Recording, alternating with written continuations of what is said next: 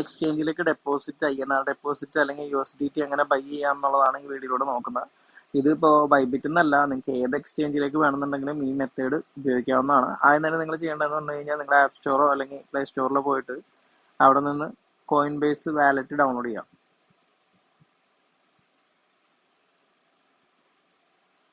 അപ്പോൾ ഇതൊരു software wallet ആണ്.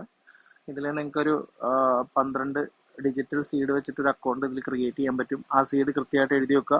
ആ സീഡ് വെച്ചിട്ടാണ് നമുക്കിത് ഓപ്പൺ ചെയ്യാൻ പറ്റുക. അപ്പോൾ അത് ക്രിയേറ്റ് ചെയ്ത് കഴിഞ്ഞാൽ ഇങ്ങനെ ഒരു ഇൻ്റർഫേസിലേക്കായിരിക്കും വരിക. വളരെ സിമ്പിളായിട്ടുള്ള മെത്തേഡ്സ് ആണുള്ളത്. നിങ്ങൾ ശ്രദ്ധിക്കേണ്ടത് ആ 12 സീഡ് കറക്റ്റായിട്ട് അടിച്ചാൽ മാത്രമേ ഇത് പിന്നീട് തുറക്കാൻ പറ്റുള്ളൂ. സോ ഇത് ഒരു ഹാർഡ്വെയർ വാലറ്റ് വാങ്ങുന്ന പോലെ തന്നെ സേഫായിട്ട് നിങ്ങളുടെ ക്രിപ്റ്റോ സൂക്ഷിക്കാനുള്ള ഒരു പ്ലാറ്റ്ഫോമും കൂടെയാണ്. അപ്പോൾ ഇത് നമുക്ക് ഇതിൽ എത്ര വേണമെങ്കിലും കോയിൻസ് ഹോൾഡ് ചെയ്യാനും ലോങ് ടൈമിലേക്ക് ഹോൾഡ് ചെയ്യുന്നവരൊക്കെ ഹാർഡ്വെയർ വാലറ്റ് വാങ്ങാൻ പറ്റാത്ത സിറ്റുവേഷൻസ് ആണെങ്കിൽ ഇതുപോലെ സോഫ്റ്റ്വെയർ വാലറ്റുകൾ ഉപയോഗിക്കാവുന്നതാണ്. അപ്പോൾ ഇതിൽ ഫസ്റ്റ് വന്നു കഴിയുമ്പോൾ ഇങ്ങനെ ഒരു ഇൻ്റർഫേസിലേക്കായിരിക്കും വരുന്നത്. ഇതിൽ ബൈ എന്നുള്ളത് സെലക്ട് ചെയ്യാം. ശേഷം ഇവിടെ നെറ്റ്വർക്ക് എന്നുള്ളത് എതേറിയം മാറ്റി ബൈനാൻസ് ആക്കുക, BEP20 ആക്കുക, ബൈനാൻസ് സ്മാർട്ട് ചെയിൻ്റെ. കാരണം എന്ന് വെച്ച് കഴിഞ്ഞാൽ ബൈനാൻസ് സ്മാർട്ട് ചെയിനിൽ ട്രാൻസാക്ഷൻ ചാർജ് കുറവാണ്. എതേറിയത്തിൽ വരുമ്പോൾ ഫീ കൂടുതലായിരിക്കും. പിന്നീട് ഏത് കോയിനാണോ നിങ്ങൾ വാങ്ങാൻ ഉദ്ദേശിക്കുന്ന ആ കോയിൻ സെലക്ട് ചെയ്യുക. USDT ആണെങ്കിൽ USDT, മറ്റേതെങ്കിലും ആണെങ്കിൽ മറ്റെന്തെങ്കിലും.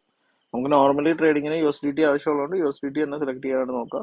അതിനുശേഷം നിങ്ങൾ എത്രയാണോ ഡെപ്പോസിറ്റ് ചെയ്യാനോ ഉദ്ദേശിക്കുന്ന INR എമൗണ്ട് സെൻഡ് ചെയ്യുക. താഴെ നിങ്ങൾക്ക് പേ വിത്ത് ഓൺ റാം എന്ന് കാണാൻ പറ്റുമോ, കണ്ടിന്യൂ കൊടുക്കാം. ഓൺ റാം ത്രൂ ആണ് നമ്മൾ പേയ്മെന്റ് ചെയ്യാൻ പോകുന്നത്.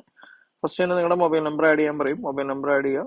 അതിനുശേഷം നിങ്ങളുടെ മൊബൈലിലേക്ക് ഒരു OTP വരും. ആ OTP വെരിഫൈ ചെയ്യുക. വെരിഫൈ ചെയ്ത് കഴിഞ്ഞാൽ ശേഷം ഇങ്ങനെ ഒരു ഇന്റർഫേസിലേക്കായിരിക്കും വരിക. അവിടെ നിങ്ങൾക്ക് എത്ര USDT കിട്ടും എന്നുള്ള കാര്യങ്ങൾ മെൻഷൻ ചെയ്തിട്ടുണ്ടാവും. പ്രൊസീഡ് ടു പേ കൊടുക്കുക. ഓക്കെ ഗോട്ടിട്ട് കൊടുക്കുക.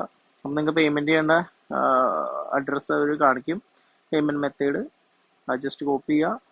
നിങ്ങൾക്ക് അതിൽ പേയ്മെന്റ് ചെയ്യാവുന്നതാണ്. അപ്പോൾ അവിടെ മെൻഷൻ ചെയ്തിട്ടുണ്ട് IMPS പേയ്മെന്റ് മാത്രമേ ചെയ്യാൻ പാടുള്ളൂ, ബാങ്ക് ആപ്പ് ത്രൂ. അതുപോലെ ഒരു കാരണവശാലും നെഫ്റ്റ് പേയ്മെന്റ് ചെയ്യരുതെന്ന് അവർ മെൻഷൻ ചെയ്തിട്ടുണ്ട്. ഈ അഡ്രസ്സിലേക്ക് പേയ്മെന്റ് ചെയ്ത് അതിൻ്റെ റിമാർക്കായിട്ട് ഇവിടെ മെൻഷൻ ചെയ്തിട്ടുള്ള ആ 4 ഡിജിറ്റ് കോഡും എൻ്റർ ചെയ്ത് കൊടുത്ത ശേഷം പേയ്മെന്റ് കഴിഞ്ഞാൽ ഐ ഹാവ് പെയ്ഡ് കൊടുത്തിട്ട് ഐ ഹാവ് പെയ്ഡ് എന്നുള്ളത് കൊടുക്കുക.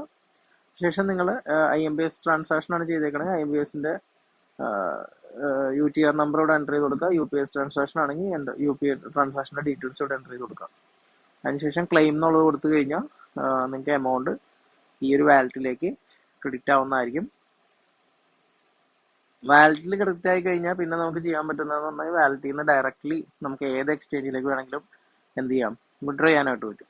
അതിപ്പോൾ USDT എന്നല്ല, ഏത് കോയിനാണോ നിങ്ങൾ വാങ്ങിച്ചു വെച്ചേക്കുന്ന ആ കോയിന് നമുക്ക് ഏതൊരു എക്സ്ചേഞ്ചിലേക്കും, അതെല്ലാ എക്സ്ചേഞ്ചിലേക്കും അയക്കുന്ന ട്രാൻസ്ഫർ ചെയ്യുന്ന മെത്തേഡ് സെയിം ആണ്.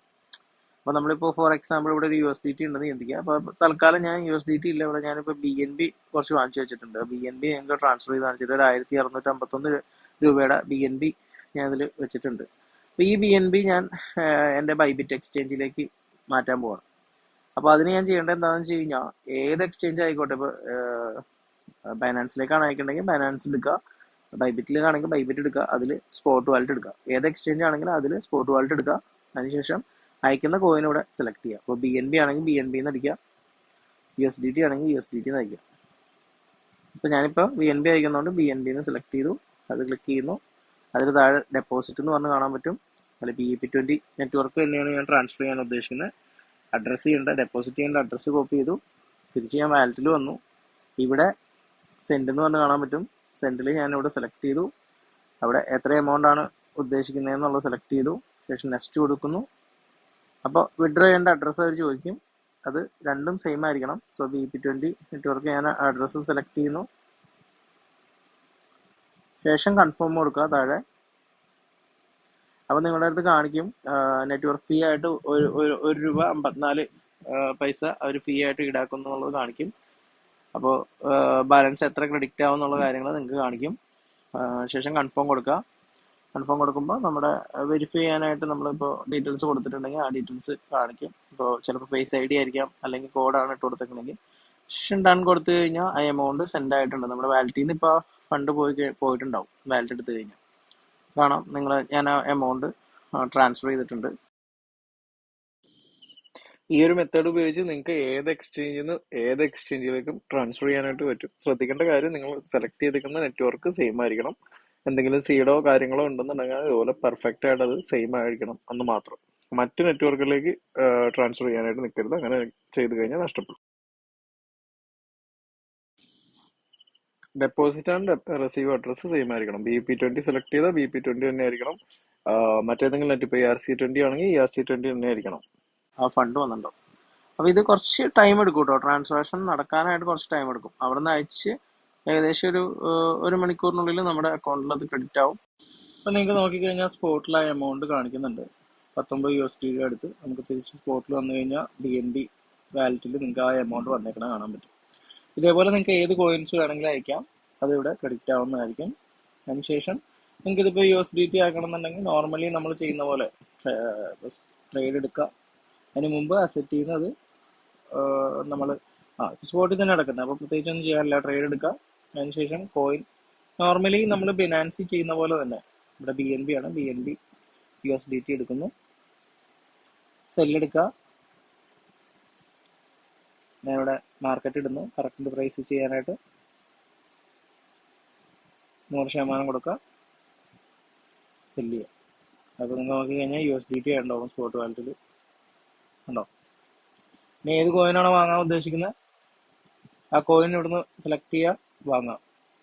ഫ്യൂച്ചറിലേക്കാണ് വാങ്ങണ്ടെങ്കിൽ ഇവിടെ സെൻട്രിൽ കാണുന്ന ഡെറിവേറ്റഡ് എന്നുള്ള എടുക്കുക. ബൈനാൻസിന്റെ സെയിം പ്ലാറ്റ്ഫോമാണ്, പ്രത്യേകിച്ച് വ്യത്യാസങ്ങളൊന്നുമില്ല. അസറ്റ് എടുക്കുക, ട്രാൻസ്ഫർ കൊടുക്കുക. സ്പോട്ട് വാലറ്റിൽ നിന്ന് എവിടേക്ക് കൊടുക്കുക, ഡെറിവേറ്റീവ് അക്കൗണ്ട് എന്നുള്ളത് സെലക്ട് ചെയ്യുക. എത്ര USDT ആണ് ട്രാൻസ്ഫർ ചെയ്യുക എന്നുള്ളത് സെലക്ട് ചെയ്യുക. എമൗണ്ട് ഫ്യൂച്ചർ വാലറ്റിൽ വന്നിട്ടുണ്ട്. ശേഷം ഡെറിവേറ്റീവ് എടുത്തിട്ട് ഇപ്പോൾ BTC ആണ് വാങ്ങാൻ ഉദ്ദേശിക്കുന്നത്. BTC മാർക്കറ്റിലാണെങ്കിൽ മാർക്കറ്റ് സെലക്ട് ചെയ്ത് എത്രയാണോ വാങ്ങാൻ ഉദ്ദേശിക്കുന്നത് ആ എമൗണ്ട് ലിവറേജ് എത്രയാണോ അത് സെലക്ട് ചെയ്യുക.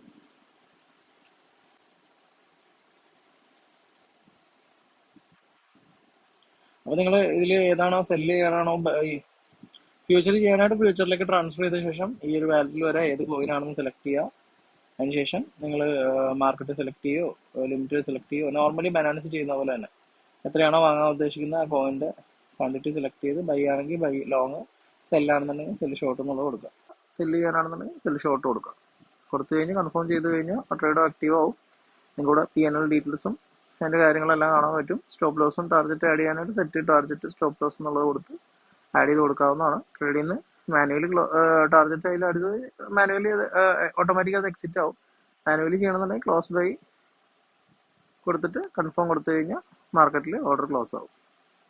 വളരെ സിമ്പിൾ രീതി തന്നെയാണ്. നമ്മൾ ബൈനാൻസ് ചെയ്തുകൊണ്ടിരിക്കുന്ന സെയിം രീതി തന്നെയാണ് ഇതിലും വരുന്ന കാര്യങ്ങളെല്ലാം.